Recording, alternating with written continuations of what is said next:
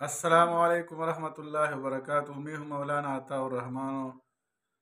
آج ہم جماعت نحم میں مطالعہ قرآن کریم کی سورہ نمل دوسری رکوع ہم اس کی تفسیر و توضیح کریں گے۔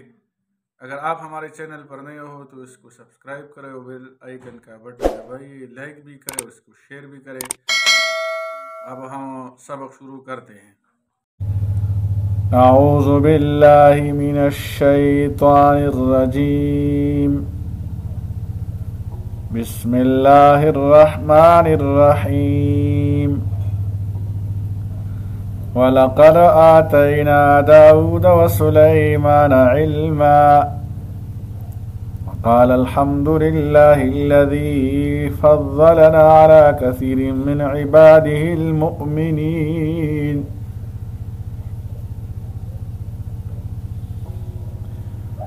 آج کے سبق میں ہم سورہ نمل کی دوسری رکوع پڑھیں گے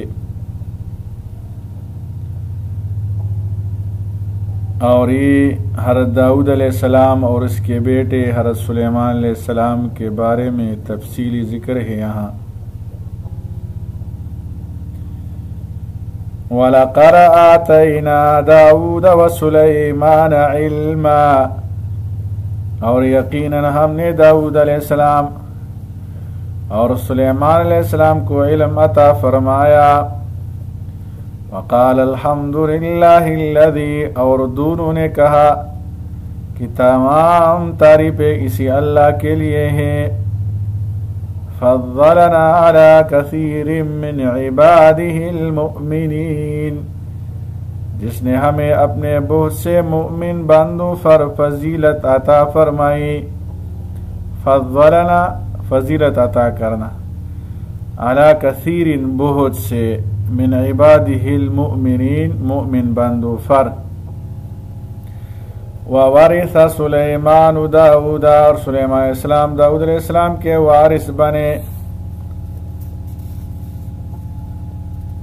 وَلَقَدْ آتَيْنَا دَاوُودَ وَسُلَيْمَانَ عِلْمًا، ظاہر ہے کہ اس سے مراد علوم انبیاء ہے جو نبوت و رسالت سے متعلق ہوتے ہیں۔ اس کے عموم میں دوسرے علوم و فنون بھی شامل ہو تو بعید نہیں، جیسے حضرت داؤد علیہ السلام کو ذرہ سازی کی صنعت سکھا دی گئی تھی۔ داؤد اور سلیمان علیہ السلام زمرہ انبیاء میں ایک خاص امتیاز یہ رکھتے ہیں کہ ان کو نبوت و رسالت کے ساتھ سلطنت بھی دی گئی تھی۔ وَوَارِثَ سُلَيْمَانُ دَاوُدَ، وراثت علم اور نبوت مراد ہے، وراثت مال مراد نہیں ہے، جیسے حضور صلی اللہ علیہ وسلم نے فرمایا، نحن معاشر الانبیاء لا نرث ولا نورث، یعنی انبیاء نہ وارث ہوتے ہیں اور نہ مورث۔ اسی طرح داؤد علیہ السلام کے وفات کے وقت 19 بیٹے تھے، اگر وراثت مال مراد ہوتے تو اس میں سب بیٹے برابر کے وارث ٹھہرائے جاتے۔ یہاں صرف سلیمان علیہ السلام کی تخصیص کی گئی اس وجہ سے کہ اس سے مراد مال کی وراثت نہیں ہے بلکہ علم نبوت کی وراثت ہے، جیسے اور حدیث میں آتا ہے، العلماء ورثۃ الانبیاء وان الانبیاء لم یورثوا دینارا ولا درہما، یعنی علماء انبیاء کے وارث ہے لیکن انبیاء میں وراثت علم اور نبوت کی ہوتی ہے، مال کی نہیں ہوتی۔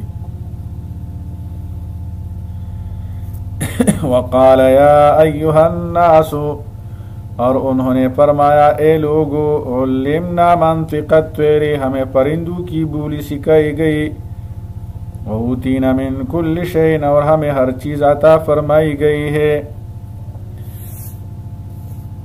علمنا منطق الطیر، سلیمان علیہ السلام نے باوجود خود اکیلے ہونے کے اپنے لیے جمع کا صیغہ شاہانہ محاورہ کے طور پر استعمال کیا ہے تاکہ رعایا پر روک پڑے اور رعایت اطاعت خداوندی اور اطاعت سلیمان علیہ السلام میں سستی نہ کرے۔ فرندوں اور چوپاؤں میں بھی عقل و شعور ہے، اور تمام حیوانات میں بھی عقل و شعور کسی درجہ میں موجود ہے، البتہ ان کی عقول اس درجہ کی نہیں کہ ان کو احکام شرع کا مکلف بنایا جائے۔ وَأُوتِينَ مِن كُلِّ شَيْءٍ، اور ہمیں ہر چیز عطا فرمائی گئی ہے۔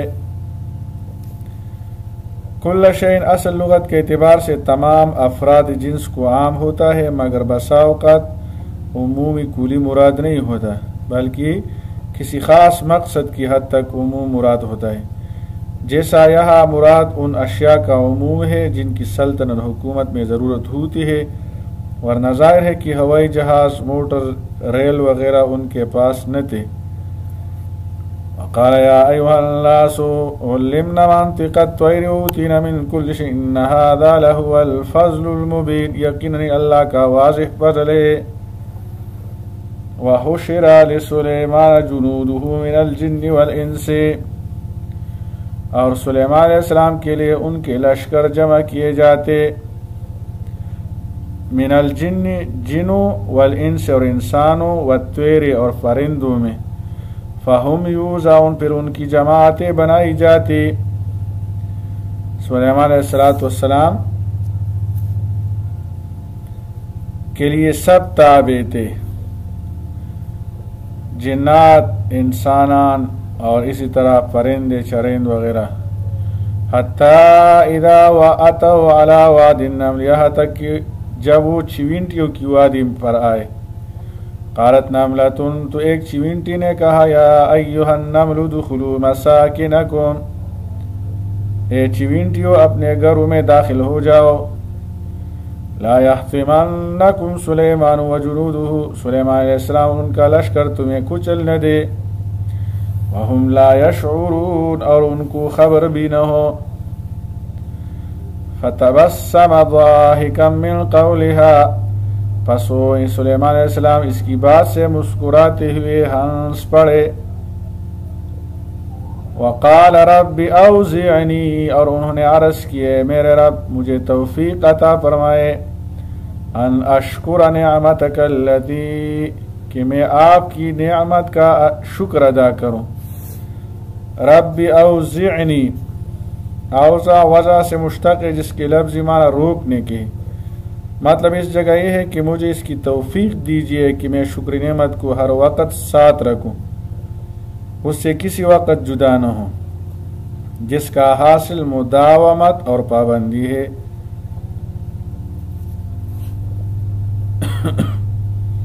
ان اشکر نعمتک التی انعمت علی، جو آپ نے مجھے وعلی والدی، اور میرے والدین کو عطا فرمائی، وان اعمل صالحا، اور یہ کہ میں ایسے نیک عمل کروں، ترضاہ، جن سے آپ راضی ہوتے ہیں، آپ ان اعمال کی توفیق عطا فرمائیں جو آپ کے رضا کے سبب ہو، اللہ تعالیٰ کی رضا کے سبب ہو۔ وادخلنی برحمتک فی عبادک الصالحین، اور مجھے اپنی رحمت سے داخل فرما، فی عبادک الصالحین، اپنے نیک بندوں میں مجھے بھی داخل کر۔ عمل صالح اور مقبول ہونے کے باوجود جنت میں داخل ہونا بغیر فضل خداوندی کے نہیں ہوگا، اس کی دعا مانگنی چاہیے۔ وَتَفَقَّرَ الطَّيْرَ فَقَالَ مَا لِيَ لَا أَرَى الْهُدْهُدَ، اور انہوں نے پرندوں کا جائزہ لیا تو فرمایا، فقال، تو فرمایا، مَا لِيَ لَا أَرَى الْهُدْهُدَ، کہ کیا بات ہے کہ میں ہدہد کو نہیں دیکھ رہا ہوں، ام کان من الغائبین، کیا وہ کہیں غائب ہو گیا ہے۔ تفکرہ کے لفظی معنی کسی مجمع کے متعلق حاضر وغیر حاضر کی تحقیق کرنے کے ہیں، نگہبانی کرنا، خبرگیری کرنا، منگ پختو کی اردو یا زیری و لواغ، اس طرح۔ سلیمان علیہ السلام کو اللہ تعالیٰ نے انسانوں کے علاوہ جنات اور حیوش و طیور پر حکومت عطا فرمائی تھی، اور جیسا کہ حکمرانی کا اصول ہے رعایا کے ہر طبقہ کی نگرانی اور خبرگیری حاکم کے فرائض میں سے، اس کے مطابق اس آیت میں بیان فرمایا کہ سلیمان علیہ السلام نے اپنی رعایا کے طیور کا معائنہ فرمایا اور ذکر کہ ان میں کون حاضر ہے کون غیر حاضر۔ اسی طرح استاد کو اپنے شاگرد کی حاضری لینی چاہیے، ان کی خبرگیری اور نگہبانی کرنی چاہیے کہ وہ حاضر ہے یا نہیں، کس وجہ سے حاضر ہے، اس وجہ پوچھ لینا چاہیے، اور مناسب سزا ان کو تادیباً دی جا سکتی ہے۔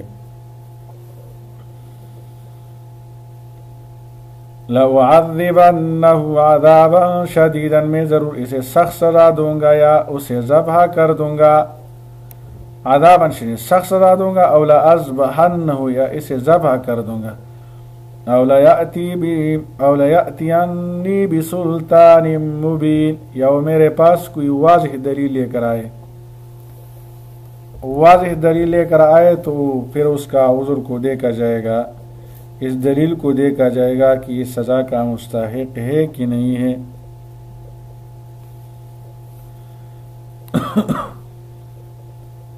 فَمَكَثَ غَيْرَ بَعِيدٍ،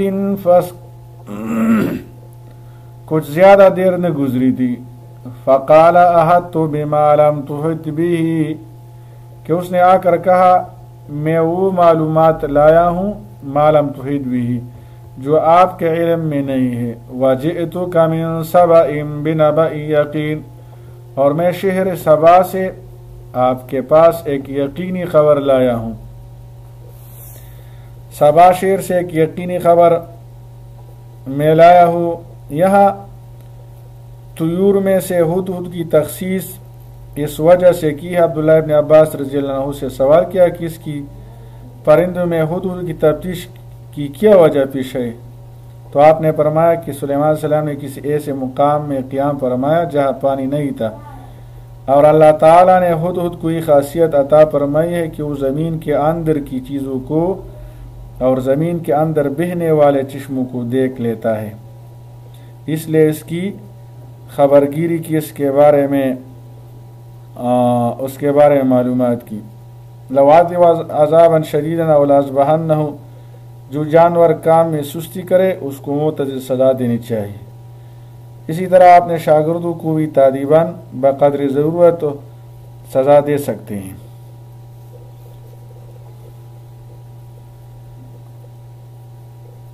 لَأُعَذِّبَنَّهُ عَذَابًا شَدِيدًا أَوْ لَأَذْبَحَنَّهُ ابتدائی غور و فکر کے بعد یہ حاکمانہ سیاست کا مظاہرہ ہے کہ غیر حاضر رہنے والے کو سزا دی جائے گی، یہ صرف سیاستاً بات کی ہے۔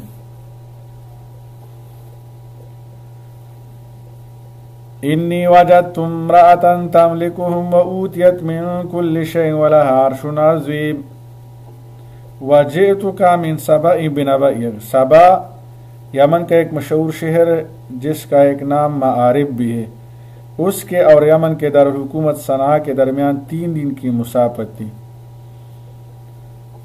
انی وجدت امرأة، میں نے ایک عورت کو دیکھا، تملکهم جو ان پر حکومت کرتی ہے، وہ اوتیت من کل شیء اور اسے ہر چیز دی گئی ہے، ولها عرش عظیم اور اس کے پاس بہت بڑا تخت بھی ہے۔ میں نے ایک عورت کو دیکھا کہ ان پر ان کی اپنی حکومت ہے اور وہ لوگوں پر حکومت کرتی، اوتیت من کل شیء، مراد یہ ہے کہ سب ضروری سامان جو کسی بادشاہ و امیر کو درکار ہوتا ہے اور اپنے زمانے کے مطابق ہو سکتا ہے موجود تھا، جو چیزیں اس زمانے میں ایجاد ہی نہیں ہوئی تھی ان کا نہ ہونا اس آیت کے منافی نہیں۔ وَلَهَا عَرْشٌ عَظِيمٌ، عرش کے لفظ معنی تخت سلطنت کے ہیں۔ حضرت ابن عباس رضی اللہ عنہ سے ایک روایت میں ہے کہ عرش بلقیس کا طول 80 ہاتھ اور عرض 40 ہاتھ اور بلندی 30 ہاتھ تھی، جس پر موتی اور یاقوت احمر زبرجد اخضر کا کام تھا، اور اس کے پائے موتی اور جواہرات کے تھے، اور فرد ریشم اور حریر کے اندر باہر یکے بعد دیگرے 7 مقفل عمارتوں میں محفوظ تھا، یہ ان کا تخت تھا۔ وجدتها وقوم يسجدون للشمس، میں نے اسے اور اس کے قوم کو دیکھا کہ وہ سورج کو سجدہ کرتے ہیں، من دون اللہ، اللہ کو چھوڑ کر۔ وزین لهم الشیطان اعمالهم، اور شیطان نے ان کے اعمال ان کے لیے خوشنما بنائے ہیں۔ فصدهم عن السبیل، پس اس نے انہیں سیدھے راستے سے روک دیا ہے، فهم لا يهتدون، تو ہدایت نہیں پاتے۔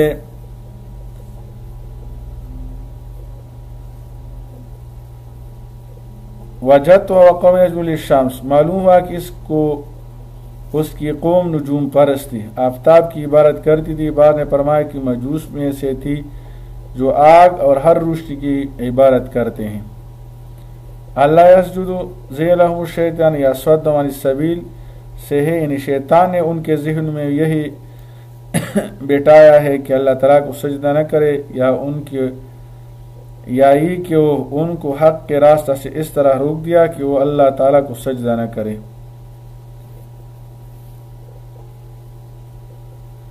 اللہ یسجد للہ الذی یخرج الخبأ فی السماوات والارض، وہ کیوں اللہ کو سجدہ نہیں کرتے؟ یخرج الخبأ، جو چھپی چیزوں کو نکالتا ہے، یخرج نکالتا ہے، خبأ چھپی ہوئی چیز، فی السماوات والارض آسمان اور زمین کی، ویعلم ما تخفون وما تعلنون، اور وہ جانتا ہے جو کچھ تم چھپاتے ہو اور جو تم ظاہر کرتے ہو، اس کو بھی اللہ تعالی جانتا ہے۔ ان کو وہ سجدہ کیوں نہیں کرتے؟ اللہ لا الہ الا هو رب العرش العظیم، اللہ وہ ہے کہ اس کے سوا کوئی معبود نہیں، ورب العرش العظیم، وہی عرش عظیم کا مالک ہے۔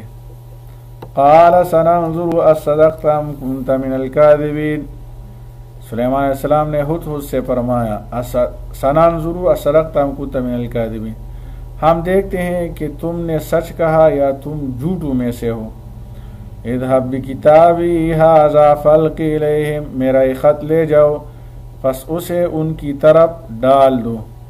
ثم تول عنہم فانظر ماذا یرجعون، پھر ان سے الگ ہٹ کر دیکھو کہ وہ کیا جواب دیتے ہیں، قالت یا ایھا الملأ فالق الیہم ثم تول عنہم، حضرت سلیمان علیہ السلام نے حدث سے نامہ بری کا کام لے لیا تو اس کو یہ ادب مجلس بھی سکھایا کہ خط ملکہ سبا کو پہنچا کر وہی سر پر سوار نہ رہے بلکہ وہاں سے ذرا ہٹ جائے، جو عام شاہی مجلس کا طریقہ ہے۔ اس میں آداب معاشرت اور انسانی اخلاق کا عام مخلوقات کے ساتھ مطلوب ہونا معلوم ہوا۔ قالت یا ایھا الملأ، اس ملکہ نے کہا اے دربار والو، انی القی الی کتاب کریم، بے شک میرے پاس ایک عزت والا خط بھیجا گیا ہے۔ انی القی الی کتاب کریم،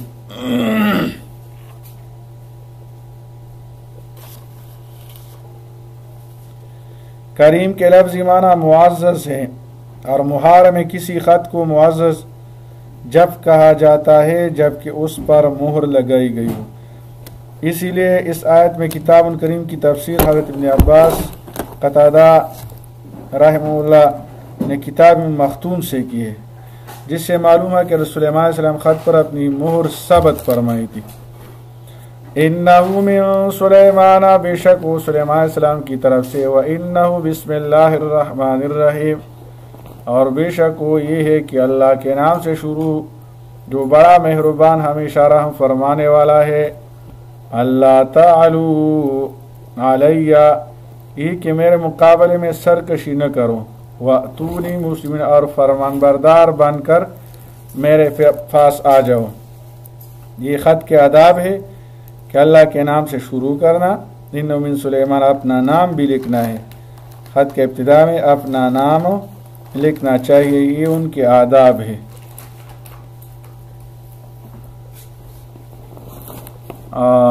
اس رکوع پر ہم اکتفا کرتے ہیں، انشاءاللہ اگلی ویڈیو میں دوسری رکوع ہم پڑھیں گے۔ السلام علیکم ورحمۃ اللہ وبرکاتہ۔